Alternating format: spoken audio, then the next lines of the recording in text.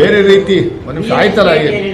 ಅವ್ರು ಹೇಳ್ತಾ ಇರೋದು ರಿಯಲ್ ಎಸ್ಟೇಟ್ ಯಾಕೆ ಅಂದ್ರೆ ಇದು ಕಮ್ಮಿ ದುಡ್ಡು ತಗೊಂಡು 2 ಕೋಟಿಗೆ ಅಲ್ಲಿ ಸುಮಾರು 5-6 ಕೋಟಿಗೆ ಮಾಡಿ ಅದ್ರ ಮಧ್ಯೆ ಯಾರು 4 ಕೋಟಿ ಡಿಫರೆನ್ಸ್ ನ ಯಾರು ತಗೋತಾರೆ? ಡಿ ಕೆ ಶಿವಕುಮಾರ್ ಅದನ್ನೇ ಹೇಳ್ತಾರೆ.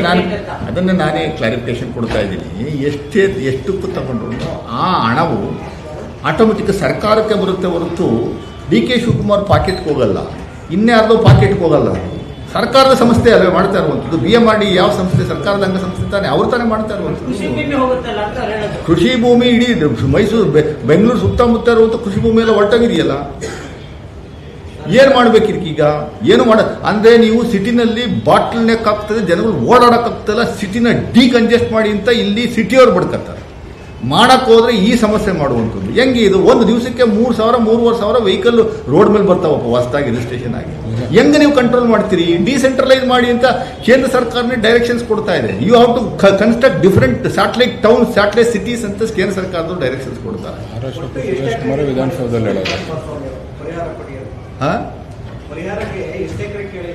ಇವರು ಅನಿತಾ ಕುಮಾರಸ್ವಾಮಿ ಅವರು ಕೇಳಿರುವಂಥದ್ದು 35 ಎಕರೆಗೆ ಪರಿಹಾರ ನನಗೆ ಕೊಡಿ ಅಂತ.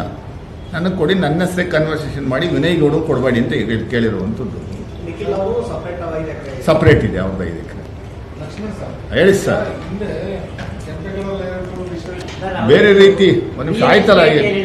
ಅವ್ರು ಹೇಳ್ತಾ ಇರೋದು ರಿಯಲ್ ಎಸ್ಟೇಟ್ ಯಾಕೆ ಅಂದ್ರೆ ಇದು ಕಮ್ಮಿ ದುಡ್ಡು ತಗೊಂಡು 2 ಕೋಟಿಗೆ ಅಲ್ಲಿ ಸುಮಾರು 5-6 ಕೋಟಿಗೆ ಮಾಡಿ ಅದ್ರ ಮಧ್ಯೆ ಯಾರು 4 ಕೋಟಿ ಡಿಫರೆನ್ಸ್ ನ ಯಾರು ತಗೋತಾರೆ? ಡಿ ಕೆ ಶಿವಕುಮಾರ್ ಅದನ್ನೇ ಹೇಳ್ತಾರೆ. ಅದನ್ನ ನಾನೇ ಕ್ಲಾರಿಫಿಕೇಶನ್ ಕೊಡ್ತಾ ಇದ್ದೀನಿ.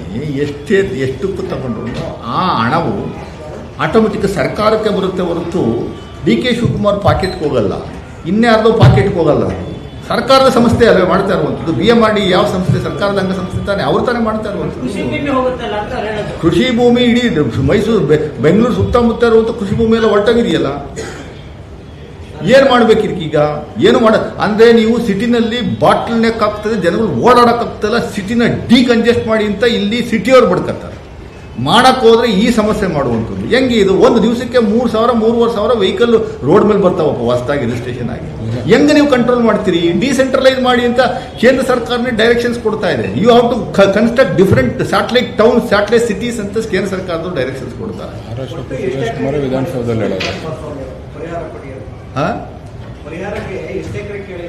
ಇವರು ಅನಿತಾ ಕುಮಾರಸ್ವಾಮಿ ಅವರು ಕೇಳಿರುವಂಥದ್ದು 35 ಎಕರೆಗೆ ಪರಿಹಾರ ನನಗೆ ಕೊಡಿ ಅಂತ. ನನಗೆ ಕೊಡಿ, ನನ್ನ ಹೆಸರೇ ಕನ್ವರ್ಸೇಷನ್ ಮಾಡಿ ವಿನಯ್ ಗೌಡ ಕೊಡಬೇಡಿ ಅಂತ ಕೇಳಿರುವಂಥದ್ದು. ಸಪ್ರೇಟ್ ಇದೆ ಅವ್ರದ್ದು 5 ಎಕರೆ. ಹೇಳಿ ಸರ್.